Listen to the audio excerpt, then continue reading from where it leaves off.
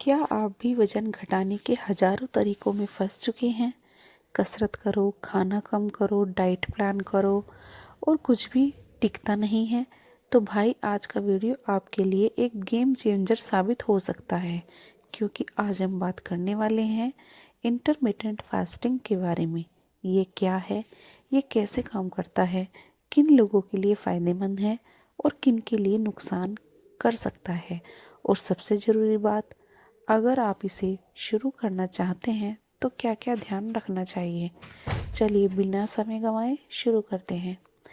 सबसे पहले बात करते हैं कि इंटरमिटेंट फास्टिंग, जिसे शॉर्ट में आईएफ भी कहते हैं, आखिर होता क्या है। देखिए, इंटरमिटेंट फास्टिंग कोई नई चीज़ नहीं है। हजारों सालों से इंसान फास्टिंग करता आया है, कभी धार्मिक कारणों से, कभी भोजन की कमी की वजह से, लेकिन आधुनिक समय में यह एक साइंटिफिक ईटिंग पैटर्न के रूप में अपनाया गया है। इंटरमिटेंट फास्टिंग कोई डाइट प्लान नहीं है। मतलब इसमें ये नहीं बताया जाता कि आपको क्या क्या खाना चाहिए, बल्कि ये बताया जाता है कि आपको कब खाना है और कब नहीं खाना है।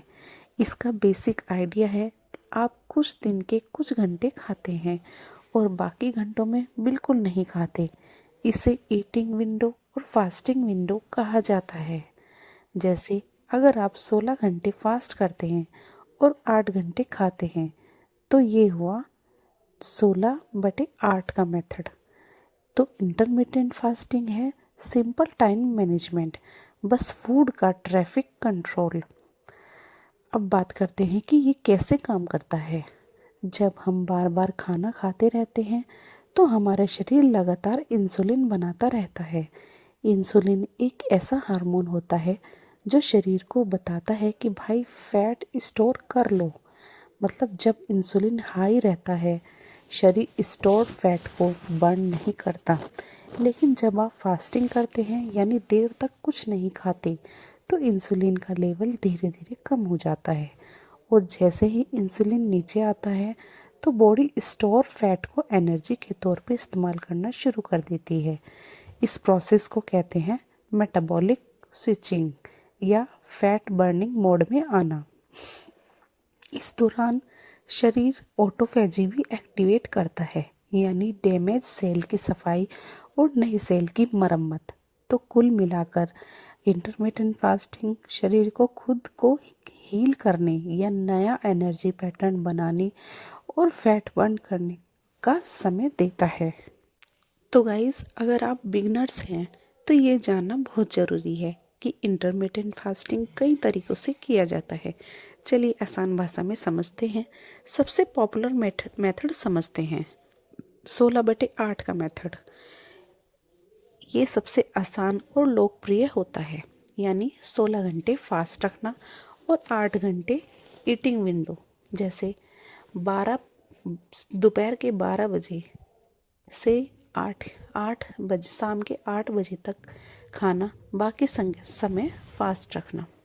14/10 का मेथड, ये बिगनर्स के लिए परफेक्ट होता है कि 14 घंटे फास्ट रखना और 10 घंटे खाना। इससे बॉडी धीरे धीरे फास्टिंग को अडॉप्ट कर लेती है। एक मेथड होता है 18/6 का मेथड, थोड़ी एडवांस कैटेगरी। ज़्यादा जल्दी फैट लॉस होता है, बट सबके लिए नहीं होता है। अगला है 5/2 की डाइट। वीक में 5 दिन नॉर्मल खाना खाना, 2 दिन कम कैलोरीज का, यानी 500-600 कैलोरीज ही खाना। और अगला है OMAD, यानी 1 मील ए डे, दिन में सिर्फ एक बार खाना खाना। ज़्यादा अग्रेसिव ज़रूरत हो तभी करें, ये बिगनर्स के लिए तो बिल्कुल भी नहीं होता है। अगला है अल्टरनेट डे फास्टिंग, यानी एक दिन खाना खाना और अगले दिन फास्ट रखना। ये एक्सपर्ट लेवल फास्टिंग होती है। अब सबसे ज़रूरी हिस्सा है कि इंटरमिटेंट फास्टिंग करने के क्या फ़ायदे होते हैं और क्या ये वाकई काम करता है। चलिए एक एक करके बात करते हैं। सबसे पहला फ़ायदा होता है वेट लॉस।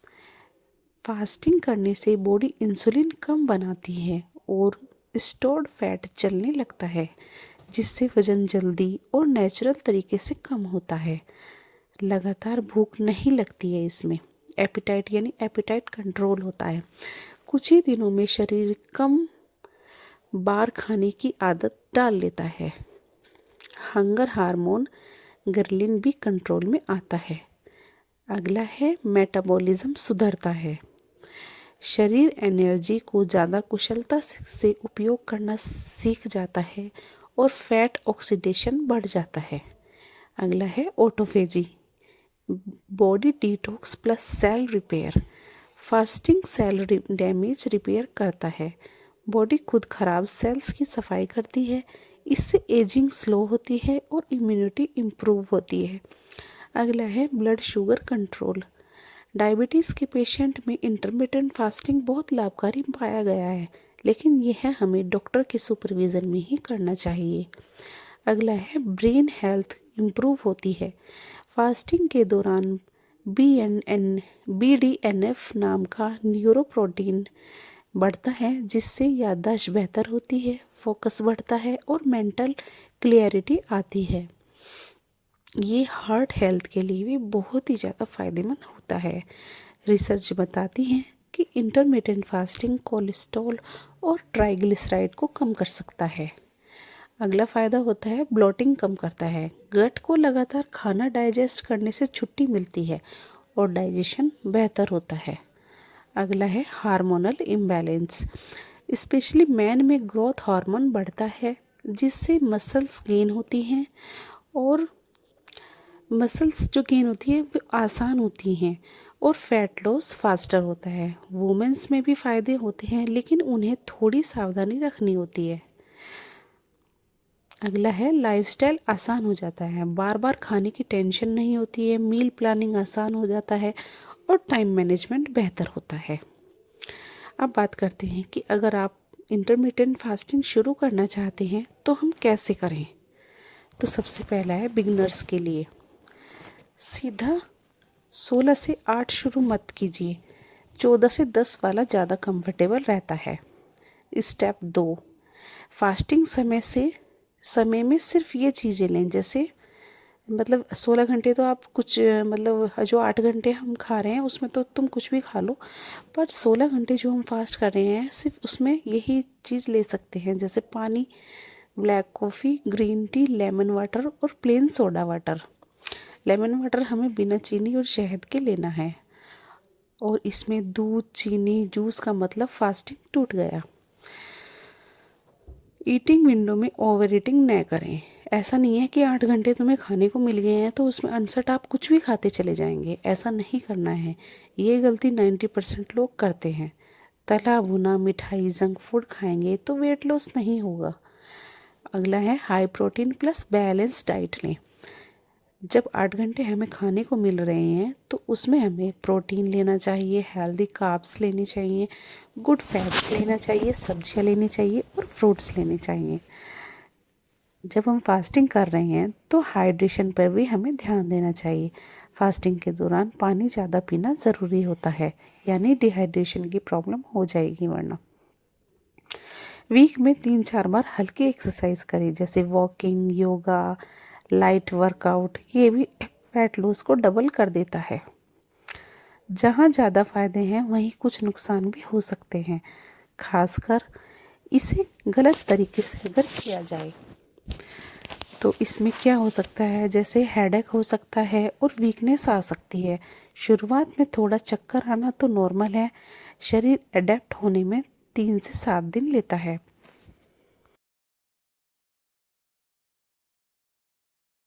सेकंड है ओवर ईटिंग का खतरा। ईटिंग विंडो में लोग ज़्यादा खाना खा लेते हैं, इससे फ़ायदा उल्टा नुकसान में बदल सकता है। तीसरा है वुमेन में हार्मोनल इशू। बहुत लंबे समय से फास्टिंग करने से पीरियड्स इरेगुलर हो सकते हैं। इससे महिलाओं को शॉर्ट फास्टिंग 12/12 की या 14/10 ज़्यादा सूट करता है। अगला है low blood sugar. Diabetic patient को डॉक्टर की सलाह लेना अनिवार्य होता है, वरना उनका बीपी डाउन भी हो सकता है। अगला है गैस और एसिडिटी। कई लोगों को खाली पेट एसिडिटी भी हो सकती है। Muscle loss. सही डाइट न लेने पर मसल टूट सकती है, इसलिए हाई प्रोटीन खाना ज़रूरी होता है। अब हम बात करते हैं कि किन लोगों को इंटरमिटेंट फास्टिंग नहीं करना चाहिए। तो इम्पोर्टेंट बात तो ये है, इंटरमिटेंट फास्टिंग सब लोगों के लिए नहीं है। जैसे ये लोग तो बिल्कुल भी ना करें, जैसे प्रेग्नेंट वुमेन, ब्रेस्ट फीडिंग वाली मदर, जिनको अल्सर होता है, गंभीर डायबिटिक वाले मरीज, या लो बीपी वाले मरीज, या एनीमिया वाले मरीज, या बहुत ज़्यादा अंडरवेट वाले लोग, या फिर रोज़ बहुत हैवी वर्कआउट्स करने वाले लोग, उन लोगों को ये इंटरमिटेंट फास्टिंग नहीं करनी चाहिए। इंटरमिटेंट फास्टिंग करते समय ये कॉमन मिस्टेक बिल्कुल ना करें, जैसे ईटिंग विंडो में जंक फूड ना खाएं, फास्टिंग का टाइम बार बार ना बदलें, कम प्रोटीन ना खाएं, कम पानी ना पिएं, देर रात तक ना जागें और स्ट्रेस भी ना लें, शुरुआत में ही लॉन्ग फास्टिंग ना करें। तो इंटरमिटेंट फास्टिंग के रिजल्ट कब देखने को मिलते हैं, मतलब इसके रिजल्ट कब तक देखने को मिल जाएंगे? अगर आप सही तरीके से इंटरमिटेंट फास्टिंग कर रहे हैं तो आपको पहले 7 दिनों में ब्लोटिंग कम हो जाएगी, और 10-15 दिनों में एनर्जी बेहतर हो जाएगी, और 20 से 30 दिनों में वेट लॉस होना शुरू हो जाएगा, और 60 दिनों में मेजर ट्रांसफॉर्मेशन होना शुरू हो जाएगा। लेकिन कंसिस्टेंसी ही सबसे ज़रूरी होती है। तो दोस्तों, इंटरमिटेंट फास्टिंग एक पावरफुल लाइफस्टाइल टेक्निक है। ये सिर्फ वेट लॉस का तरीका नहीं है, बल्कि शरीर की अंदरूनी सफाई और रिपेयर सिस्टम को एक्टिवेट करने का तरीका है। लेकिन याद रखिए, ये कोई जादू की छड़ी नहीं है। डाइट और लाइफस्टाइल सही न हो तो इंटरमिटेंट फास्टिंग भी बेअसर हो सकता है। तो गाइस, खाने के समय हमें, जब हम फास्टिंग कर रहे हैं तो हमारा खाने के समय हमें फाइबर, प्रोटीन, विटामिन और मिनरल्स भरपूर मात्रा में लेने चाहिए, और हमें प्रोसेस फूड, जंक फूड, ज़्यादा चीनी, तला हुआ भोजन और मैदे से बनी हुई चीज़ें बिल्कुल भी नहीं खानी चाहिए। पूरे दिन हमें खूब पानी पीना चाहिए ताकि हमारी बॉडी हाइड्रेशन रहित हो सके, सहित हो सके। पोषक तत्व जो भी खाएं उसमें पोषण पर ध्यान दें, और ओवर ईटिंग से हमें इसमें बचना चाहिए। ऐसा नहीं है कि हम पूरे दिन, मतलब 16 घंटे दिमाग में बैठ जाए कि हमने तो 16 घंटे से कुछ नहीं खाया है तो हमें बहुत सारा खाना खाना चाहिए। ऐसा नहीं करना है, हमें अपनी भूख के अकॉर्डिंग ही खाना है, पर हमें ओवर ईटिंग नहीं करनी है। अगर हमें 2 की खुराक है हमारी तो हमें 1 ही रोटी खानी है, तब जाके इंटरमिटेंट फास्टिंग का असर होता है। किसी भी नई डाइट को शुरू करने से पहले तो डॉक्टर और डाइटिशियन की सलाह बहुत ही ज़्यादा ज़रूरी होती है। तो इसलिए गाइस, अगर आप इंटरमिटेंट फास्टिंग करने की सोच रहे हो तो हमें डॉक्टर या डाइटिशियन से मिलना, कंसल्ट करना ज़रूरी होता है। तो हमें खाने के दौरान इंटरमिटेंट फास्टिंग में क्या खाना चाहिए? जैसे नाश्ते में सुबह 10 से 11 बजे के करीब हम फल ले सकते हैं, जैसे सेब, तरबूज, या फिर अगर हम तुम्हें फल नहीं खाने हैं तो दलिया, पोहा या अंडे का सलाद ले सकते हैं। दोपहर के भोजन होता है 1 से 2 बजे के करीब। इसमें हम रोटी, ब्राउन राइस, दाल, मिक्स वेज, दही और ग्रिल पनीर या सब्जियां शामिल होती हैं।